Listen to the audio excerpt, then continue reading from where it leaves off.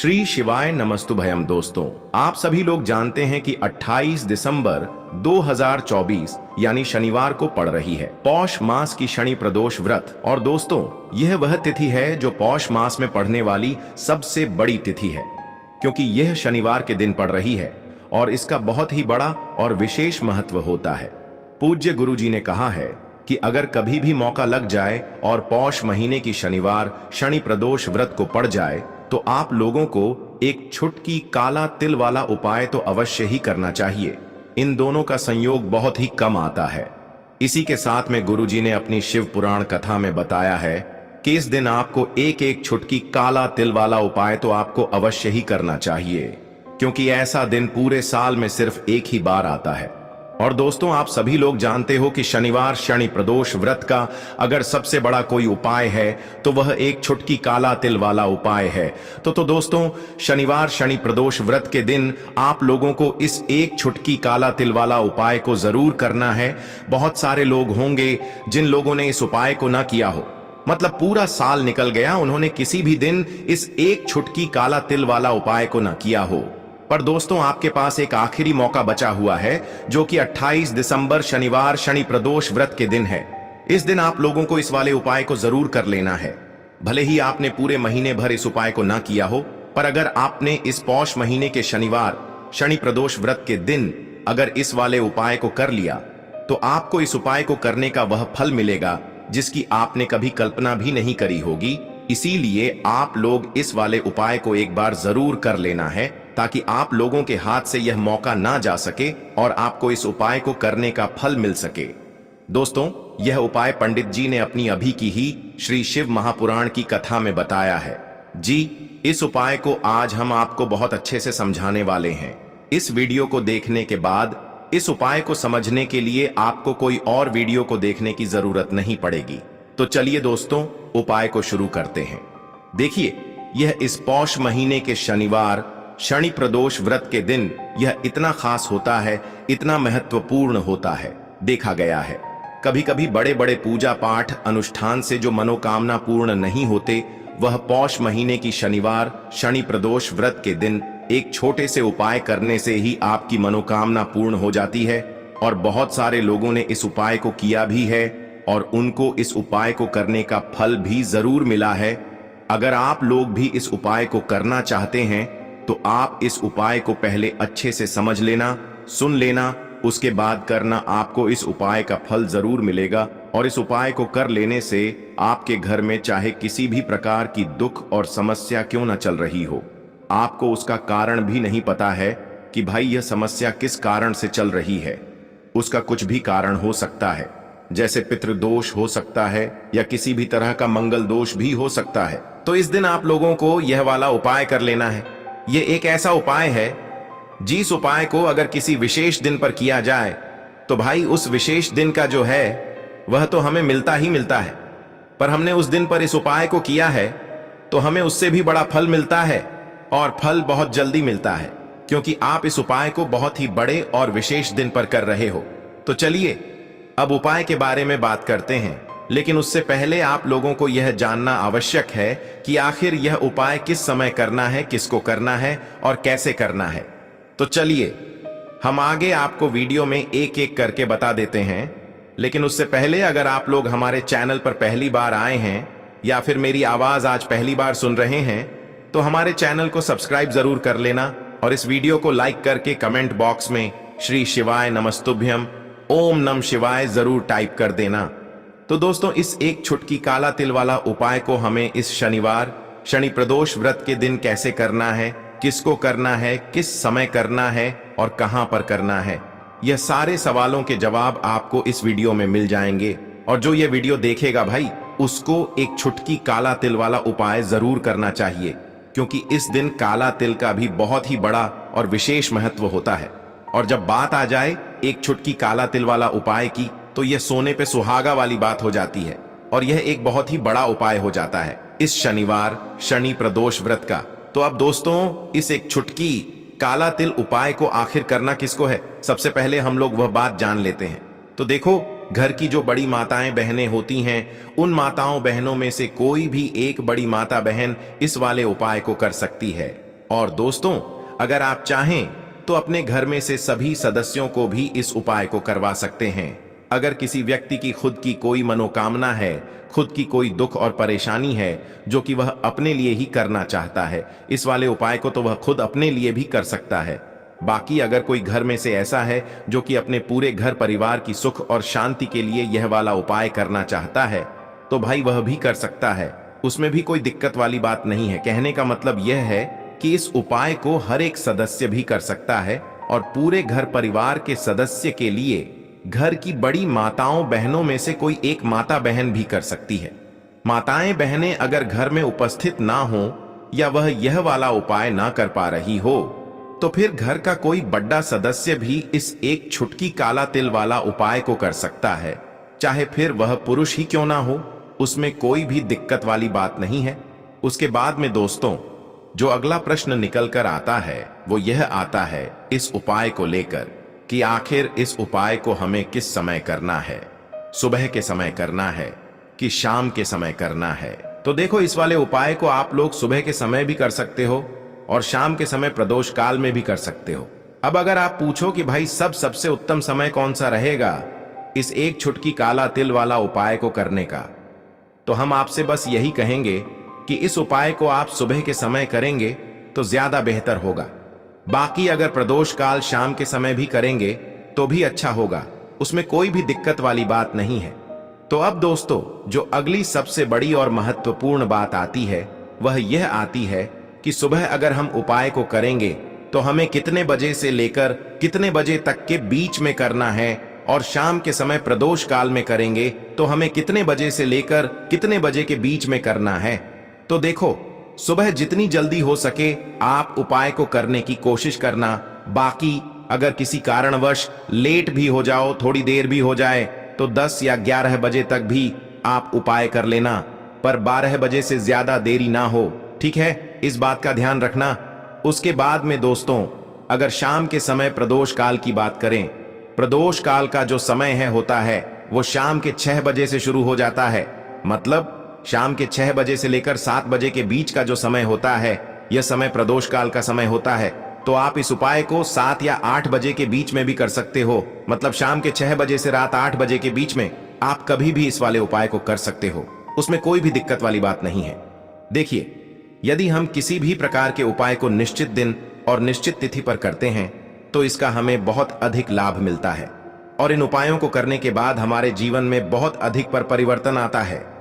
साथ ही साथ यह जो उपाय आपके जीवन की सारी परेशानियों को और सारी बाधाओं को दूर करने वाले हैं। देखिए दोस्तों, आज के इस पूरे ही वीडियो में हम आपको 3 चमत्कारिक उपाय बताने वाले हैं, और यह तीनों ही उपाय बहुत ही खास और बहुत ही ज्यादा विशेष होने वाले हैं।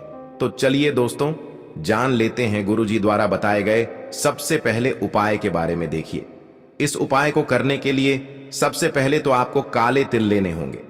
देखिए, काले तिल जो है वह भगवान शनिदेव को प्रसन्न करते हैं। काले तिल भगवान शिव को प्रसन्न करते हैं। तो देखिए, आपको मात्र 1 चुटकी की काले तिल लेने होंगे, और इसी के साथ में आपको थोड़ा सा शहद लेना होगा। देखिए, शहद जो है आपको मात्र 1 चम्मच ही लेना है, और इसी के साथ में आपको एक तांबे के पात्र के अंदर अपने घर से शुद्ध जल लेना होगा। देखिए दोस्तों, यह जो उपाय है आप सुबह से लेकर के शाम तक किसी भी समय में कर सकते हैं, लेकिन प्रदोष की तिथि है, इसीलिए प्रदोष काल के समय में करते हैं। तो आपके लिए यह उपाय बहुत ही अधिक सर्वोत्तम होता है। प्रदोष काल के बारे में जिन लोगों को भी जानकारी नहीं है, उन्हें बता दें कि प्रदोष काल का समय सूर्यास्त से 45 मिनट पूर्व शुरू होता है और सूर्यास्त 45 मिनट बाद तक रहता है।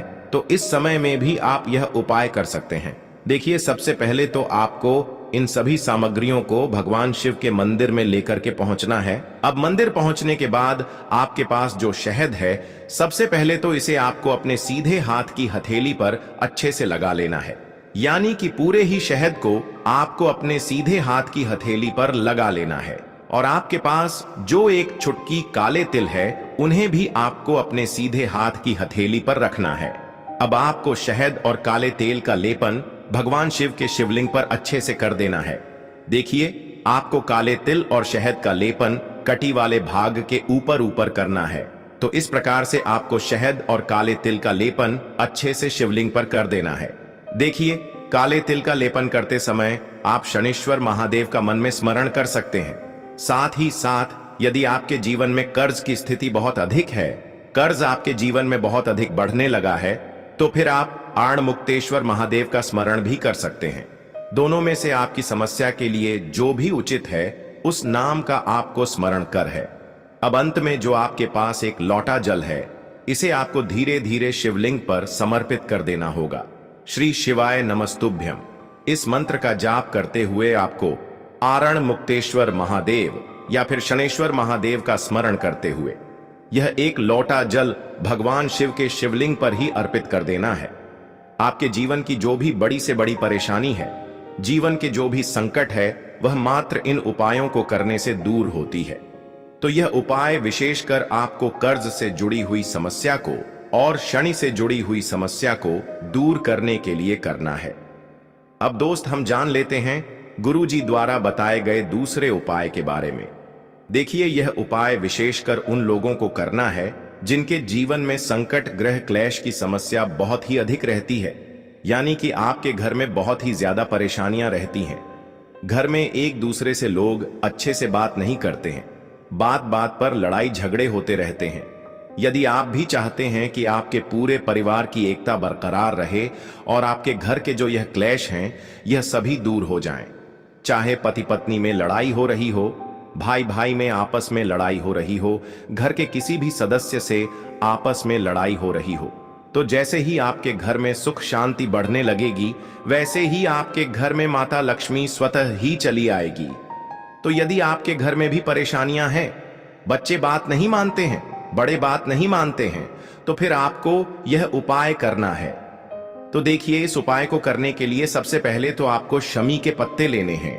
शमी के पत्ते आप 1, 3, 5, 7 यानी कि जितने भी आप शम पत्र लेने चाहते हैं उतने ले सकते हैं, लेकिन आपको शम पत्र विषम संख्या में ही लेने हैं। शमी पत्र के साथ में आपको लेना होगा थोड़ा सा शहद, और इसी के साथ में आपको लेना होगा मात्र एक लोटा शुद्ध जल। अब देखिए, आपको इन सभी सामग्रियों को लेकर के पहुंचना है। भगवान शिव के मंदिर में यह उपाय भी आप सुबह से लेकर के शाम तक किसी भी समय में कर सकते हैं। साथ ही साथ प्रदोष काल के समय में भी आप इस उपाय को कर सकते हैं। देखिए दोस्तों, सबसे पहले तो आपके पास जो एक लौटा शुद्ध जल है, इसे आपको धीरे धीरे शिवलिंग पर अर्पित कर देना होगा। श्री शिवाय नमस्तुभयम इस मंत्र का जाप करते हुए। अब देखिए, जल अर्पित करने के बाद आप जो शमी पत्र लेकर के हैं, उन क्षम पत्रों को आपको जो आप शहद लेकर के आए हैं उनके अंदर डालने हैं। देखिए, जैसे आप यह क्षम पत्र शहद के अंदर डालेंगे तो यह जो कम पत्र हैं एक दूसरे से अच्छे से चिपक जाएंगे। तो इसी प्रकार से आपको यह जो शम पत्र हैं भगवान शिव के शिवलिंग पर चिपका देने हैं, यानी कि शहद से युक्ति या जो शम पत्र तैयार हुए हैं उन्हें आपको शिवलिंग पर अच्छे से चिपका देने हैं। देखिए, जो भी व्यक्ति 28 दिसंबर शनिवार की प्रदोष पर शम पत्र से भगवान शिव के शिवलिंग का श्रृंगार करता है तो उसके जीवन में धन संपदा की वृद्धि होती है। भगवान शिव उस व्यक्ति से प्रसन्न होते हैं। जिस प्रकार से हमने शिवलिंग का श्रृंगार किया है, उसी प्रकार से भगवान शिव हमारे जीवन का श्रृंगार करने वाले हैं। तो इस प्रकार से जीवन की समस्त परेशानियों को दूर करने के लिए, साथ ही साथ महादेव को प्रसन्न करने के लिए आपको यह उपाय करना है। अब दोस्तों, हम जान लेते हैं तीसरे विशेष उपाय के बारे में। यह उपाय भी बहुत ही चमत्कारिक होने वाला है। यदि आपके घर में बुरी शक्तियों का प्रभाव है, आपके घर में बार बार नजर लग जाती है, कोई ना कोई व्यक्ति बार बार बीमार पड़ जाता है, या फिर यदि आपके व्यापार में बार बार नजर लग जाती है, जीवन में धन संबंधित बहुत अधिक परेशानियां चल रही हैं, जीवन में जो कष्ट हैं वह लगातार बढ़ते ही जा रहे हैं, तो आपको यह सुंदर सा उपाय करना है। देखिए, इस उपाय को करने के लिए सबसे पहले तो आपको मात्र 2 काली मिर्च लेनी है। इसी के साथ में आपको एक स्टील के पात्र के अंदर 2 चम्मच कच्चा दूध लेना है, और उसमें आपको शुद्ध जल मिलाकर के कच्चे दूध से युक्त जल तैयार करना है। इसी के साथ में आपको एक तांबे के पात्र के अंदर शुद्ध जल लेना है। साथ में आपको एक मिट्टी का दीपक लेना है, और उसी के अंदर आपको एक कपूर का टुकड़ा भी डाल देना है। तो देखिए, आपको 2 काली मिर्च लेनी है। कच्चे दूध से युक्त जल तैयार करना है स्टील के पात्र के अंदर। इसी के साथ में आपको एक तांबे के पात्र के अंदर जल लेना है। साथ में आपको एक मिट्टी का दीपक और उसी में आपको एक कपूर का टुकड़ा डाल लेना है।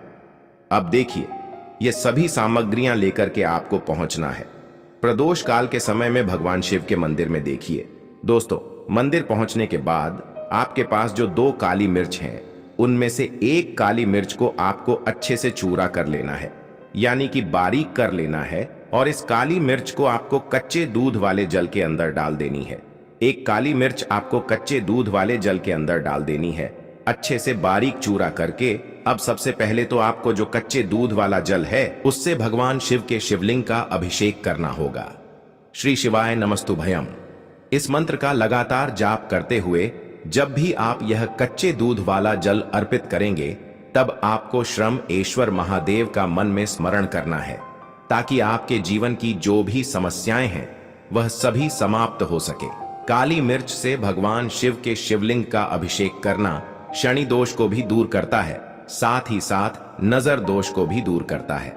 अब दोस्तों, कच्चे दूध वाले जल से अभिषेक करने के बाद आपके पास जो एक लोटा शुद्ध जल था तांबे के पात्र के अंदर, इसे भी आपको भगवान शिव के शिवलिंग पर ही अर्पित कर देना होगा। श्री शिवाय नमस्तुभ्यम इस मंत्र का जाप करते हुए। अब देखिए दोस्तों, आप जो एक दीपक लेकर के आए थे, जिसमें आपने कपूर के टुकड़े डाले हुए हैं, साथ ही साथ आपने काली मिर्च डाली हुई थी, इसे आपको भगवान शिव के शिवलिंग के सामने ही प्रज्वलित कर देना है। और ये जो दीपक है, इससे आपको शिवलिंग के सीधी तरफ, यानी कि जहां पर गणेश जी का स्थान होता है, उसके नीचे की तरफ आपको यह दीपक जलित करना है। जीवन के जो भी कष्ट होंगे, जो भी परेशानी होगी, वह इस उपाय के माध्यम से निश्चित ही दूर होंगे। तो यह उपाय भी आपको इस शनिवार की इस शनि प्रदोष पर के समय में जरूर करना है। तो दोस्तों, यह थे पूज्य गुरुजी द्वारा बताए गए कुछ बहुत ही खास उपाय। अगर आपको जानकारी अच्छी लगी हो तो वीडियो लाइक करिएगा। मिलते हैं फिर एक नए वीडियो के साथ। श्री शिवाय नमस्तुभयम।